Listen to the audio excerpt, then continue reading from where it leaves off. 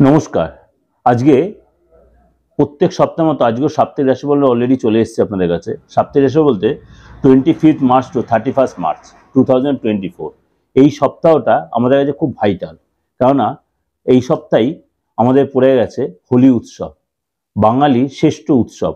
দুর্গাপুজোর পরে এটা হচ্ছে সবচেয়ে শ্রেষ্ঠ উৎসব, সবচেয়ে বড় উৎসব। এই সময় আমি এর আগেও বলেছি প্রোগ্রামে যে এই হোলি উৎসবের মাহাত্ম্য কি, কোথা থেকে এই হোলি উৎসব বা দোল উৎসব কোথা থেকে এলো বা কবে পালন করবে, 2024 কবে, বা হোলিকা দহন, এগুলো সব রকম আলোচনা আমি করে দিয়েছি অলরেডি। আবার আগের বছরেও আমি কি হোলিকা উৎসবের সমস্ত টোটকা বা কি করবেন, শত্রু দমনের কাজ সমস্ত বলেছি। আর অনেকে আমাকে হোয়াটসঅ্যাপে মেসেজ করছেন যে আমাদের ডেট অফ বার্থ নেই, তাহলে কি আপনার কাছে যেতে পারবো না? অবশ্যই আসতে পারবেন। যাদের ডেট অফ বার্থ নেই তারা অবশ্যই আসতে। আর আমি বারবার বলছি, ডেট অফ বার্থটা হচ্ছে আমার একটা ওয়ে, কিন্তু মেনলি যেটা দরকার সেটা হচ্ছে হাতটা। আমাদের কম বেশি প্রত্যেকেই কিন্তু হাতটা আছে, কেন আমি মেন পামটা রিড করি।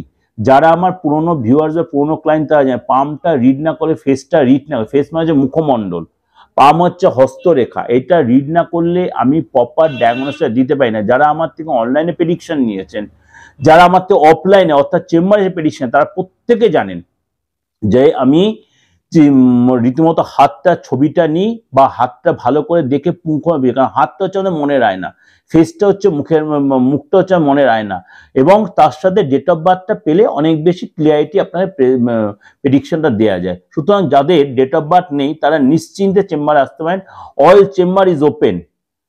সুতরাং আপনারা প্রত্যেক বাইরের চেম্বার, আমার সিথিমোড়ের চেম্বার, সব চেম্বার, কিন্তু তার আগে অন্তত দুদিন আগে, যেদিন আসবেন তার দুদিন আগে একটু বুকিংটা করে কনফার্ম করে নেবেন। এবার আসছি সাপ্তাহিক রাশিফল। সাপ্তাহিক রাশি বলার আগে বলে দিই, বুধের ট্রানজিট 26 তারিখ। বুধ এই মুহূর্তে বসে রয়েছে আপনার মীন রাশিতে। মীন রাশিতে বসে সূর্যের সাথে রাহুর সাথে, তাই নিয়েও আমরা আপনাদের প্রোগ্রাম দিয়েছি ট্রানজিটে জুতি তৈরি হওয়াতে। 26 তারিখে যাবে বুধ, অর্থাৎ মঙ্গলবার, ভোর 3:09 মেষ রাশিতে। সেখানে বুধ যাবে, বৃহস্পতি কম্বাইন তৈরি হবে, এবং শুক্র তো অলরেডি আপনাদের বলেই দিয়েছে, শুক্র যে সিচুয়েশন, শুক্র মঙ্গল শনি জুতি তৈরি হয়েছে।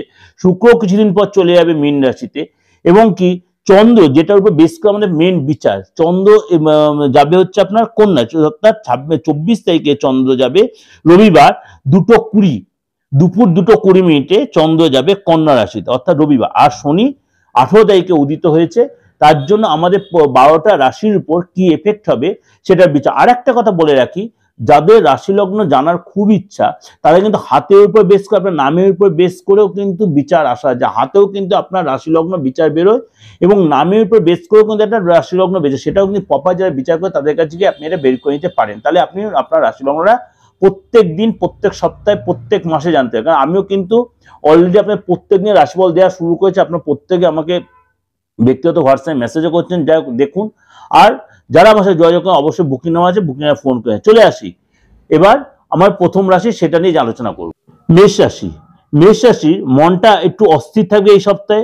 কেউ আননেসে আপনার সাথে অশান্তি করতে চাইবে, পায়ে পা দিয়ে ঝগড়া করতে চাইবে। সুতরাং এই সপ্তাহে আপনাদের চেষ্টা খুব শান্ত থাকতে এবং খুব ধীর স্থির থাকতে, আননেসে কারোর সাথে কোনো কথায় বা বাকবিতণ্ডায় জড়াবেন না, নিজেকে কন্ট্রোলে রাখবেন, কথা কম বলবেন, এবং কাউকে ট্রানজাকশন করতে হলে সাবধানে করবেন। আর্থিক যারা যথেষ্ট ভালো থাকবে, কাউকে টাকা ধার দিতে হতে পারে, কিন্তু আমি আপনাকে বলবো এই সপ্তাহে কাউকে টাকা ধার দিলে সেই টাকাটা লস হয়ে যেতে পারে।